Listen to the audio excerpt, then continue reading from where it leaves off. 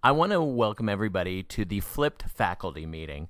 Through this, I want to give everybody an understanding of some of the decisions and recommendations developed through both the Writing Committee and the Phonics Committee. We really looked holistically at our overall phonics program and looked at both all aspects of phonemic awareness, phonics, and spelling and word wall words. And a document was created that really you could take a look holistically at all our grade levels and know exactly what is taught and where. The first thing I want to address is the phonemic awareness activities. We created a list of activities week by week in grades K and 1, and we're hoping that all teachers in grades K and 1 will take the time to do due diligence of those phonemic awareness activities. We are asking that you at least teach 1 to 2 activities per week, if not more, depending on your students' needs. The next thing I want to talk about is our word wall word expectations. We have developed a set of K-2 word wall words, and our expectations for word wall words is that they not only are able to be read, but also spelled correctly in their normal everyday writing. Grade 3 and 4 will also work on high-frequency words, but do those through their regular spelling program or as part of their language arts block. So all grade levels will have a high frequency grouping of words that we are hopefully going to be able to see kids implementing those in their daily writing. Also, we discussed the number of spelling words each grade level should have, and this is a general framework for people to start constructing their spelling words with. And also, we determined a lot of grade levels had different criteria for those who get the basic list and who get the advanced list, and so what we tried to create is some sort of criteria for those who show mastery in the phonics skill and need something more. And so we are asking that everybody go to the advanced list for those students who show 80% mastery. We also, a lot of conversations were held about, well, how do we grade those students? And it was determined through the committee that the student will get their spelling grade based on their success on the weekend spelling test. So if a child gets a 40% on their for their advanced list because they didn't study, that's what their grade should be. And the teacher has the ability to decide if a child should be in the advanced list or the basic list. So if you see an advanced student failing too much, you may want to just back them up to the basic list. We will also be looking at this summer in creating our assessments to make sure that we are charting the success of our students in their phonics development, and just to make sure that our children are attaining those skills. And our focus on our assessment program is that it would be much more specific and related to what we're doing in the classroom, as opposed to the DIBELS more general shotgun reading of how our students are doing. Now I want to talk to you about our writing committee and their guidelines and a framework that they developed that will aid in our overall writing program. We started out our look at our writing curriculum and developed a set of beliefs that we felt should guide our writing instruction. And as you could read these here, they are the framework for our overall writing program. We next developed a series of best practices that the committee felt in grades K to 4 that would best develop our writing beliefs. Some of the things that I really want you to pay attention is that the committee and myself are going to ask that everybody block out 30 minutes every day to work and focus on writing. And the two other aspects that we really want to focus on is that we need to model in every lesson, and we also need to have a singular teaching point and not a bunch of teaching points for a single lesson. And there's going to be a lot of professional development to help aid in understanding how to do that. What has been developed through the writing committee is a month-by-month and almost a week-by-week look at what you should be teaching in writing. These are just general topics that you should be teaching. What else will be developed is the day-to-day teaching points that you should be focusing on.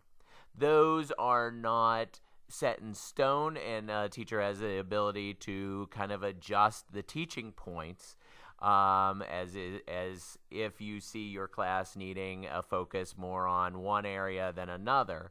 However, they will give you a good overview on what our expectations are for students.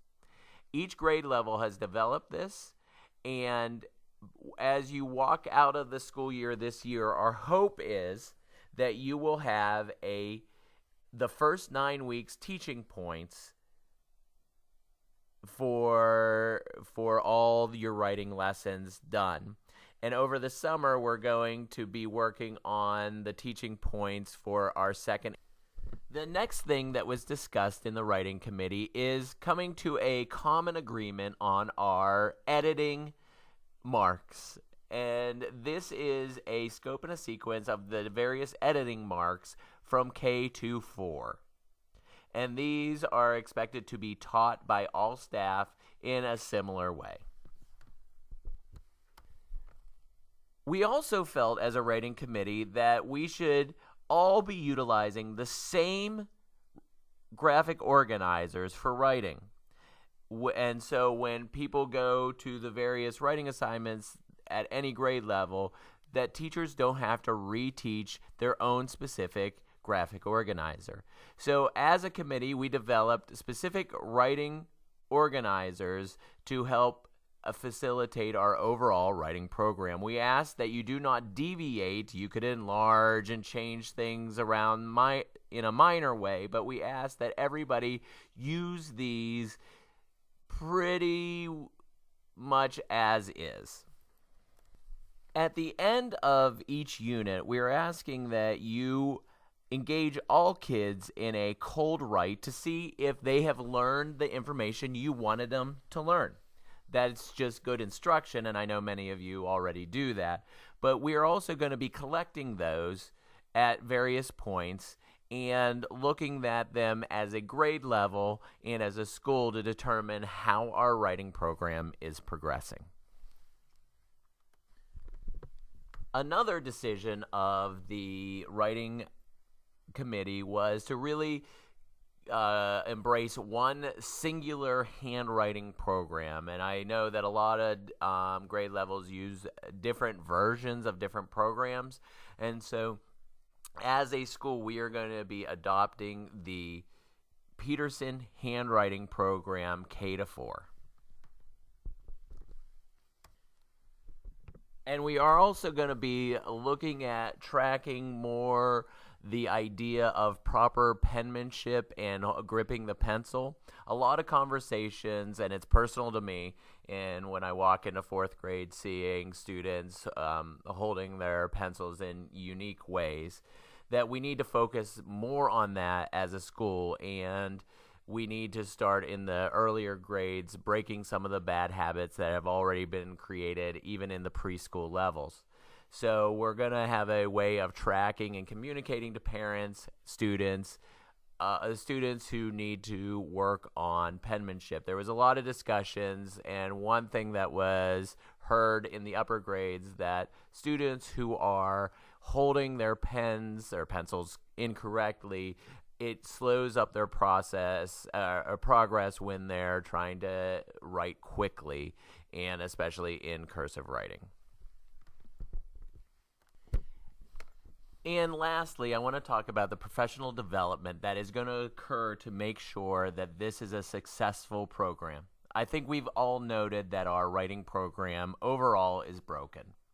And we just need to focus more on our coordination of our efforts and to make sure that we're all taking the time to do it right. We have two staff members, Carolyn Hart and Mrs. Farringer, Sharon Farringer, who will be going this summer to a week-long workshop focusing on the writing and the writing process. We also are going to have those two teach a 3-credit course that is going to provide you with a lot of great information. And we really want to make sure that the 3-credit course is connected to what you're doing in the school day. So I wanted to also switch gears and really focus on some of the changes that are coming down the pipe for education. A lot is happening at the state level, more than anyone here can imagine. And I wanted to go over some of the things that are happening, but I need you to know that I may give a topic a 2-sentence or a 30-second blurb.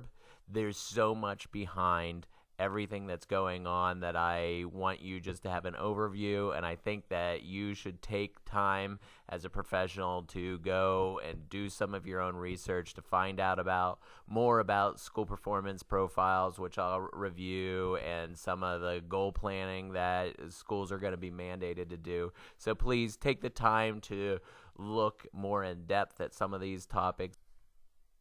The first thing I wanted to review for you is the Act 48 requirements. As you know, a few years ago, there was a moratorium put on that, or basically a 2-year window where you didn't necessarily have to get your Act 48 credits. Well, as of this June, that window is up, and now from here on out, you will be required to get your mandated hours by the state.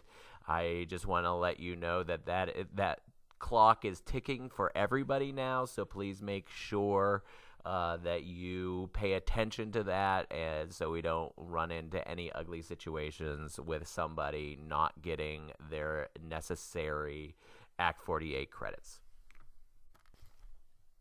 The next thing I wanted to review with you is the school performance profile, which was supposed to come out earlier this year, but because various school districts put in the wrong data, they pushed it back to this fall. This fall will come out with 12-13 data as its baseline year, and we will be getting a overall score. On the screen right now, you will see how the score is going to be determined. And there's a big focus here on growth. It's heavily weighted for us on our 3rd grade score. The next thing I want to talk to you about is the new teacher effectiveness rating system that is going to go live in the upcoming school year, but Fairview and you are lucky because we do not, this won't go into effect for us until the 2015 school year because our evaluation system is negotiated by contract. But once 2015 rolls around, this will become live for us. However, beginning for next year, for some schools, the teacher effectiveness system is going to be operational. And as you know, I just talked about the one piece of the the school performance profile, which is the building level data. If you see the wedge, the blue wedge, which is 15%, that is going to give everybody a teacher score for you, and everybody would get the same score, obviously. I want to focus on what's coming up for the other two wedges, which is the elective data and the teacher-specific data, the maroon piece and the green piece. Now, if you are a 3rd and 4th grade teacher, your score will be derived from your students' growth in the tested subject. So your information through this whole process, we are going to attribute students to you, and basically through the state and their system will determine a score for your effectiveness. For those 3rd and 4th grade teachers, you will still have a piece, 20%, which will be elective data. Now, kindergarten, 1st, and 2nd grade teachers, art teachers, and all the teachers who do not teach tested subjects, your elective data will actually be expanded to count for 35% of your grade or of your evaluation.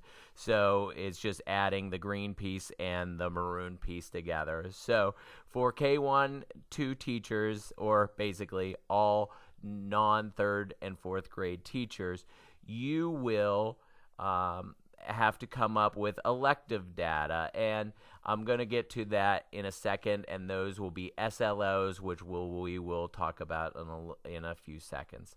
But I want everybody to understand that some teachers the teacher-specific data will come right to them, and other people, you will have to, a larger portion of your data will be obtained through personal meetings with me to select goals and to show growth for those goals. The SLOs are what you're going to be required to complete, and it won't happen next year. I think they go live in the following year. But this is an 8-page document, and I put 2 pages on this video just for you to see it. But it's an 8-page document that everybody would have to will be required to complete, that basically outlines your goals and how you're going to measure the student achievement. As it was described to me, this is the teacher's way to show their evidence of their impact on student learning. And it's a rather big document, and I'll attach it to an email so you can review it. But it's nothing more than what we do. It's just more formalized than what we do with our present goal setting, but it will require some work on our end just to figure out meaningful and worthy goals and how to objectively monitor those goals.